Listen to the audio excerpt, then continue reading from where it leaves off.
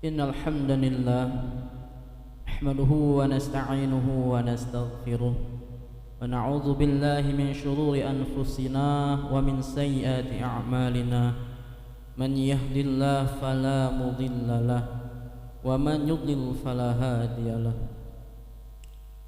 أشهد أن لا إله إلا الله وحده لا شريك له وأشهد أن محمدا عبده ورسوله لا نبي ولا رسول بعده اللهم صل وسلم على نبينا محمد وعلى آله وأصحابه أجمعين يا أيها الذين آمنوا اتقوا الله حق تقاته ولا تموتن إلا وأنتم مسلمون. Hadirin jamaah yang sama-sama mengharapkan ampunan Allah Subhanahu wa taala. Bersyukur kita kepada Allah Subhanahu wa taala karena asbab kasih sayang Allah pada hari Jumat ini Allah izinkan kita untuk melaksanakan ketaatan kepada Allah Subhanahu wa taala. Kemudian salawat dan salam kepada Rasulullah sallallahu alaihi wasallam. Allahumma salli wa sallim ala nabiyyina Muhammad. Allahumma salli wa sallim ala nabiyyina Muhammad. Allahumma salli wa sallim ala sayyidina Muhammad. Jamaah hadirin, khatib berwasiat khususnya untuk diri khatib pribadi dan umumnya untuk kita semua. Mari kita sama-sama meningkatkan ketakwaan kepada Allah Subhanahu wa taala dengan sebenar-benarnya takwa. Takwa dalam artian melaksanakan semua perintah-perintah Allah Subhanahu wa taala dan meninggalkan semua larangan-larangannya. Melaksanakan semua amal ibadah yang Allah syariatkan, kemudian tidak menyekutukannya dengan yang lainnya. Fa'lam, maka ketahuilah annal ibadah, sesungguhnya ibadah la tusamma ibadatan illa ma'at tauhid. Ibadah itu tidak dinamakan ibadah kecuali dengan tauhid. Kama anna salata la tusamma salatan illa ma'at tahar. Sebagaimana salat itu tidak dinamakan dengan salat kecuali dengan tahar, kecuali disertai dengan taharah, dengan bersuci. Maka salah satu kewajiban kita adalah memurnikan ibadah kita hanya kepada Allah Subhanahu wa taala dan tidak menyekutukannya dengan yang lainnya. Jamaah hadirin rahimani wa rahimakumullah.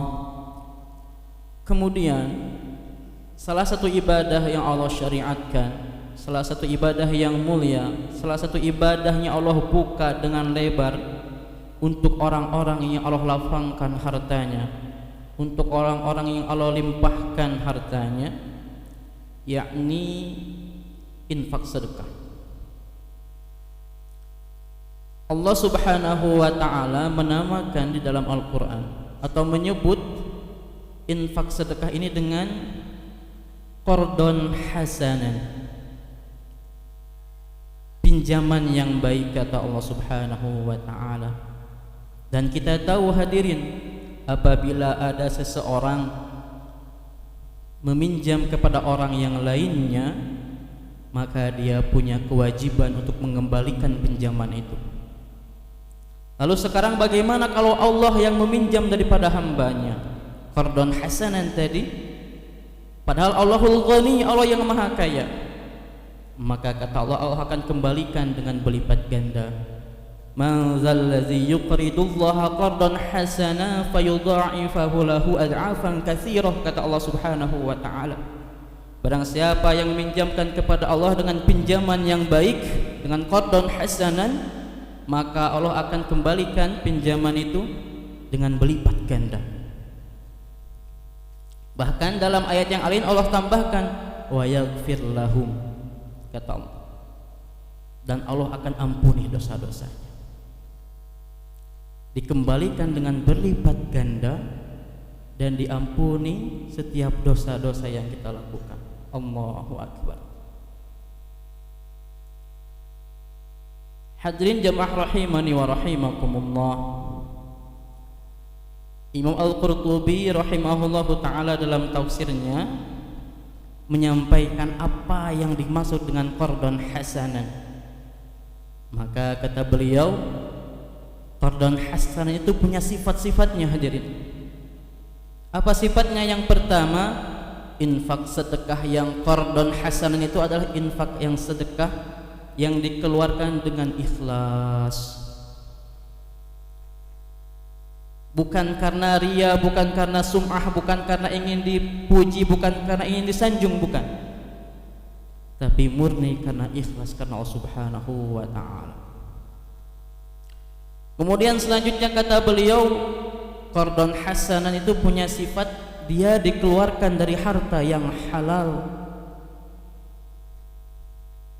bukan daripada harta yang haram. Innallaha thayyibun la yaqbalu illa thayyiban. Allah itu baik dan hanya menerima yang baik saja. Maka infak sedekah atau harta yang dikeluarkan di jalan Allah Subhanahu wa ta'ala tapi sumbernya tidak halal, maka tidak akan diterima oleh Allah Subhanahu wa ta'ala. Kemudian Imam Al-Qurtubi melanjutkan, qardon hasan itu punya sifat bahwa infak sedekah itu merupakan tadi harta yang halal, yang kedua, yang ketiga harta yang baik. Dia mengeluarkan harta yang baik, bukan harta yang buruk. Kalau infaknya infak buah, maka buahnya buah terbaik, bukan buah yang buruk. Kalau ibadah kurban itu kurbannya hewan yang terbaik, yang jantan, yang ada tanduknya, yang terbaik, bukan yang terburuk. Kata Allah Subhanahu wa ta'ala, ya ayyuhallazina amanu anfiqu min thayyibati ma kasabtum wa mimma akhrajna lakum minal ardh. Wahai orang-orang yang beriman, kata Allah, infakkanlah dari sebagian, infakkanlah yang baik daripada usaha kalian, atau dari apa-apa yang kami keluarkan, sebagian dari apa yang kami keluarkan dari bumi untuk kalian. Wala tayammamul khabitha tunfiquna walastum biakhidhihi illa an tughmidu fih. Dan jangan menginfakkan yang buruk, yang kalian pun enggan mengambilnya kecuali dengan memicingkan mata. Maka itu salah satu sifat daripada qardon hasanah. Kemudian Imam Al-Qurtubi melanjutkan, sifat selanjutnya adalah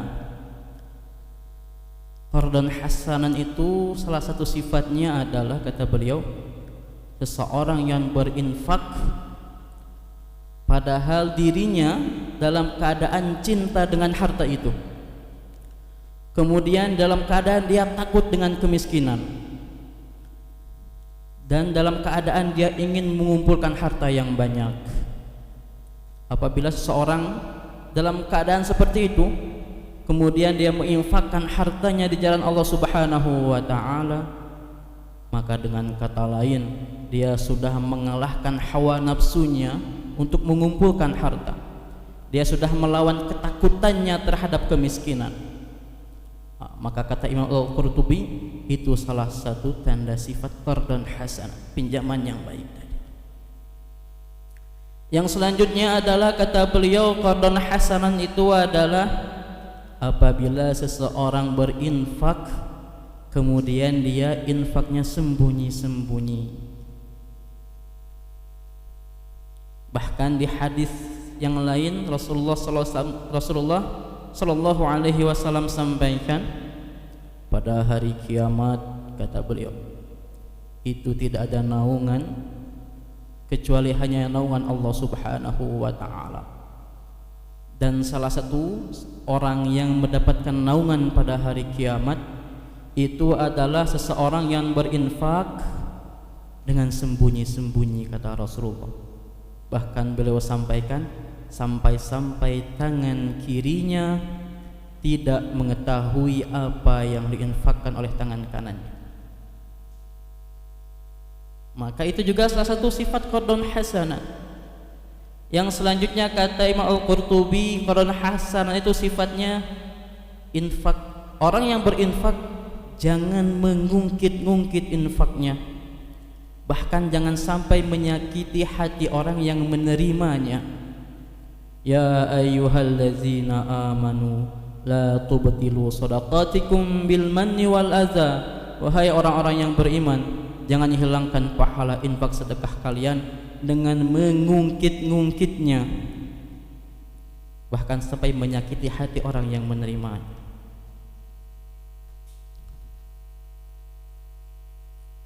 Lebih lanjut Imam Al-Qurtubi sampaikan qardun hasan itu salah satu sifat yang lainnya adalah ketika seseorang berinfak dengan harta yang paling dicintainya. Lan tanalul birra hatta tunfiqu mimma tuhibbu, kata Allah, tidaklah sampai kalian kepada kebajikan sebelum kalian menginfakkan apa yang kalian cintai. Dan yang terakhir kata beliau, salah satu sifat qardun hasanah yang lainnya adalah seseorang terus berusaha berinfak sebanyak-banyaknya, tapi dengan catatan jangan pernah kita merasa infak kita sudah banyak. Berusaha berinfak sebanyak-banyaknya, tapi jangan pernah merasa sudah banyak berinfak. Karena pada hakikatnya dunia di sisi Allah Subhanahu wa ta'ala itu sedikit, itu kecil, bahkan tidak lebih berharga daripada sebelah sayap nyamuk. Maka itulah sifat-sifat qardun hasanan atau pinjaman yang baik, kata Imam Al-Qurtubi dalam tafsirnya. Maka barang siapa yang berusaha menghadirkan sifat-sifat tadi dalam setiap infaknya, dalam setiap sedekahnya, maka kita berharap bahkan terbuka peluang Allah akan ampuni dosanya dan Allah akan kembalikan dengan berlipat ganda. Semoga Allah Subhanahu wa ta'ala memberikan taufik hidayahnya kepada kita sehingga Allah izinkan kita untuk bisa berinfak dengan sebaik-baiknya. Aqulu qawli hadza wa astaghfirullah li wa lakum wa lisairil muslimin min kulli dzambin wa khati'atin wastaghfiruhu innahu huwal ghafurur rahim.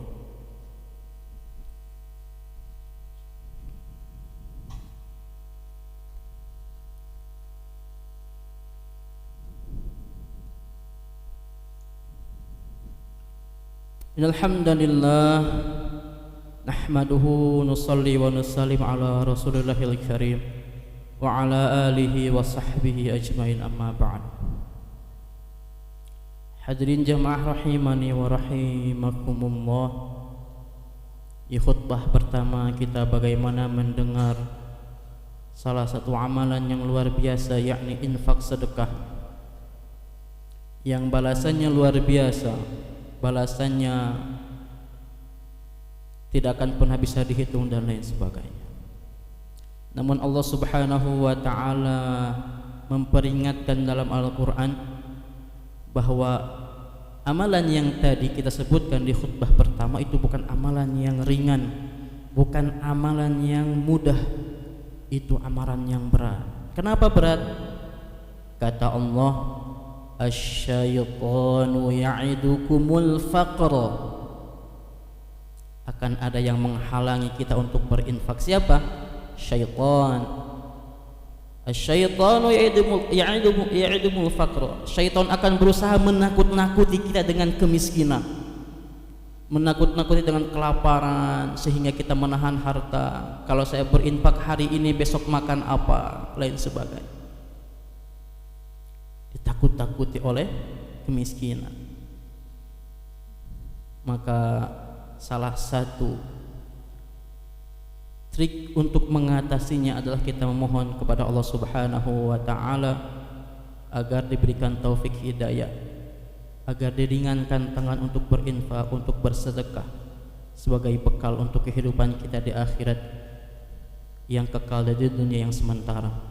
Allahumma salli ala nabiyyina Muhammad wa ala ali Muhammad kama sallaita ala Ibrahim wa ala ali Ibrahim إنك حميد مجيد وبارك على محمد وعلى آل محمد كما باركت على إبراهيم وعلى آل إبراهيم إنك حميد مجيد اللهم اغفر للمسلمين والمسلمات والمؤمنين والمؤمنات الأحياء منهم والأموات برحمتك يا أرحم الراحمين اللهم إنا نسألك الهدى والتقى والعفو والغنى اللهم اهدنا واهد بنا واجعلنا سببا لمن اهتدى اللهم إنا نسألك فعل الخيرات وترك المنكرات وحب المساكن اللهم اختم ربنا ظلمنا أنفسنا وإن لم تغفر لنا وترحمنا لنكونن من الخاسرين ربنا هب لنا من أزواجنا وذرياتنا قرة أعين واجعلنا للمتقين إماما ربنا وآتنا ما وعدتنا على رسلك ولا تخزنا يوم القيامة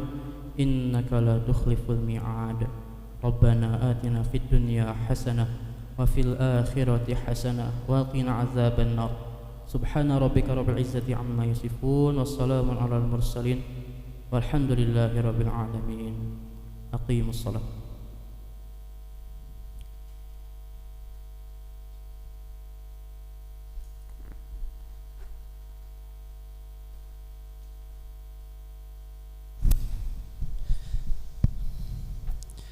الله أكبر الله أكبر أشهد أن لا إله إلا الله أشهد أن محمدا رسول الله حي على الصلاة حي على الفلاح قد قامت الصلاة قد قامت الصلاة الله أكبر الله أكبر لا إله إلا الله. Istawu, shaf dirapatkan, diluruskan. Silakan untuk mengisi shaf yang depan terlebih dahulu.